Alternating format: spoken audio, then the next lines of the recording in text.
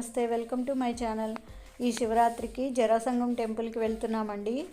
ఈ జరాసంగం జహీరాబాద్ నుండి సుమారు 16 కిలోమీటర్ల దూరంలో ఉంటుంది. ఇక్కడ శివాలయం చాలా ఫేమస్. ఈ జరాసంగం టెంపుల్ని దక్షిణ కాశీ అని కూడా అంటారు. శనివారం అలానే ఆదివారం, సోమవారాల్లో భక్తులు ఎక్కువగా వస్తారు. ఇక శివరాత్రికి అయితే అసలు ఖాళీ ఉండదండి. ఈ చుట్టుపక్కల ఊర్ల నుండి భక్తులు శివరాత్రి రోజున కాలినడకన వస్తుంటారు. అలానే శ్రావణ మాసం, కార్తీక మాసాల్లో కూడా వేల సంఖ్యలో భక్తులు వస్తుంటారు. ఈ జరాసంగం శ్రీ కేతకి సంగమేశ్వర ఆలయం తెలంగాణ రాష్ట్రంలోని సంగారెడ్డి జిల్లాలోని జహీరాబాద్ మండలంలో జరాసంగం గ్రామంలో ఈ ఆలయం ఉంది.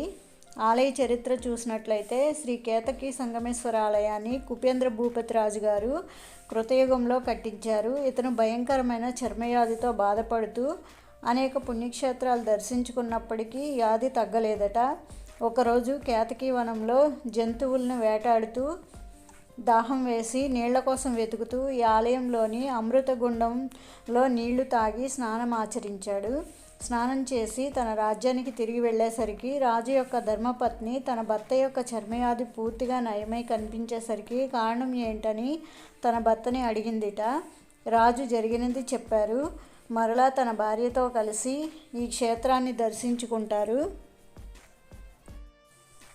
ఈ అమృతగుండం ఆలయానికి వెనుక భాగంలో ఉంటుంది. ఈ అమృతగుండంలోనికి ఈ నీరు గంగానది నుండి వస్తుంది అని చెప్తారు. స్కంద పురాణంలో 11వ అధ్యాయంలో ఈ క్షేత్రం యొక్క వృత్తాంతం ఉంది. కాశీ క్షేత్రంలో తన కమండలం పోగొట్టుకున్న కాశీబాబా ఇక్కడ దొరికిందని చెప్పారు. దీన్ని బట్టి కాశీకి ఈ గుండంకి సంబంధం ఉందని భక్తుల నమ్మకం. ఈ అమృత గుండంలో ప్రతిరోజు భక్ష్యాలను నైవేద్యంగా పెడతారు. ఈ నైవేద్యం కాశీకి వెళ్తుందని, ఎదురుగా నీరు వస్తుందని చెప్తారు. ఈ అమృత గుండంలో స్నానం ఆచరించడం వల్ల అనేక రోగాలు నయమవుతాయని చెప్తారు. పూర్వం కేతకి అనే అప్సరస ముని శాపంతో కేతకి వనంగా మారిందిట. కేతకి వనం అంటే మొగలి వనంగా మారిందిట. ఆ తర్వాత బ్రహ్మ కేతకి వనంలో శివుని గురించి తపస్సు చేయగా శివుడు బాణలింగ రూపంలో ప్రత్యక్షమై బ్రహ్మ కోరిక మేరకు శివుడు బాణలింగ రూపంలో ఇక్కడ వెలిశాడు. మొగలి వనంలో ప్రతిష్ఠించడం వలన ఈ క్షేత్రానికి కేతకి సంగమేశ్వర క్షేత్రం అని పేరు. ఈ ఆలయంలో సంగమేశ్వరుడు కేతకి పార్వతీ సమేతంగా కొలువు తీరాడు. దీని గురించి స్కంద పురాణంలో రాయబడి ఉంది.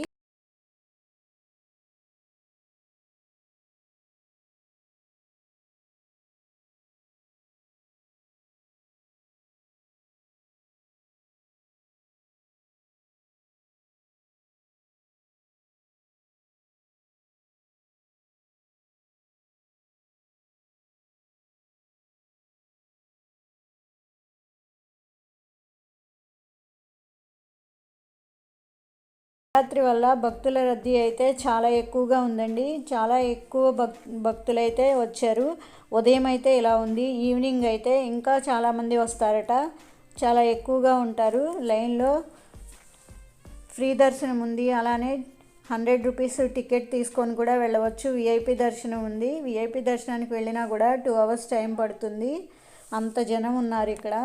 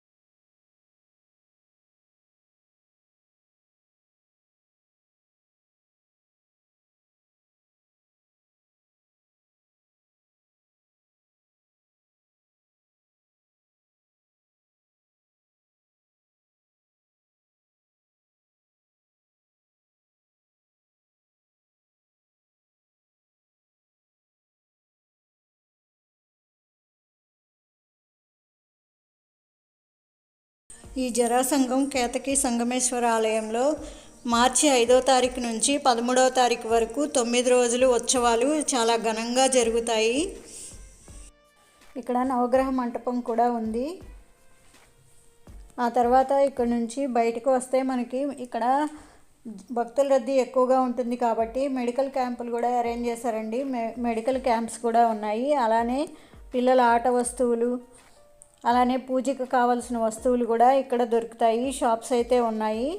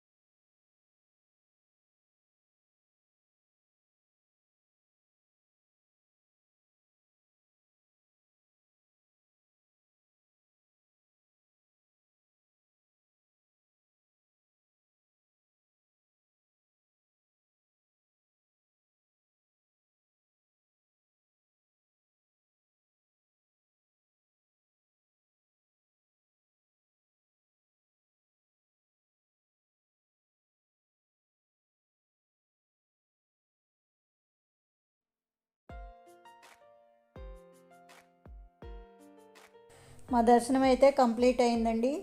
ఆ తర్వాత ఇక్కడ నుండి బద్దిపూర్ ఆశ్రమానికి అయితే వెళ్తున్నాము. ఇక్కడ కూడా శివరాత్రి చాలా బాగా చేస్తారు. ఈ ఆశ్రమం అంతా కూడా చాలా ప్రశాంత వాతావరణంతో ఉంటుంది. ఈ ఆశ్రమానికి వెళ్ళడానికి దారిలో అటు ఇటు పచ్చని పంట పొలాలతో చాలా ఆహ్లాదకరంగా చాలా బాగుంటుంది.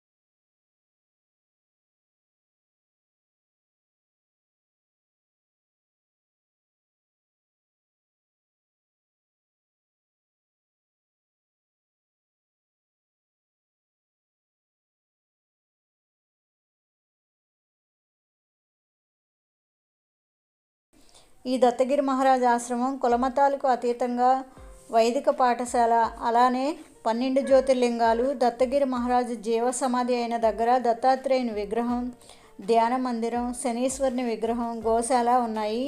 శ్రీ దత్తగిరి ఆశ్రమంలో మరో విశేషం పంచవృక్షాల దర్శనం.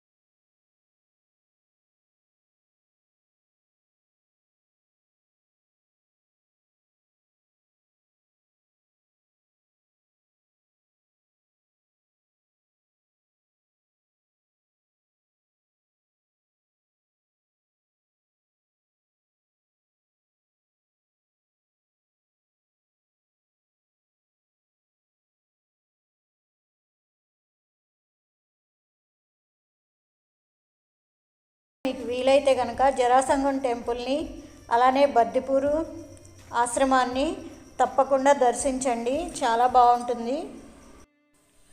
ఆ తర్వాత ఇక్కడ నుంచి జహీరాబాద్లోని కైలాసగిరి శివాలయంకి అయితే వచ్చాము. ఇక్కడ కూడా భక్తుల రద్దీ చాలా ఎక్కువగా ఉంది. టికెట్ తీసుకున్నా కూడా దర్శనానికి 3 hours టైం పట్టింది. ఇక్కడ భగవద్గీత పారాయణ చేస్తున్నారు, చాలా బాగా అనిపించింది. అలానే వింటూ చాలాసేపు కూర్చున్నాము.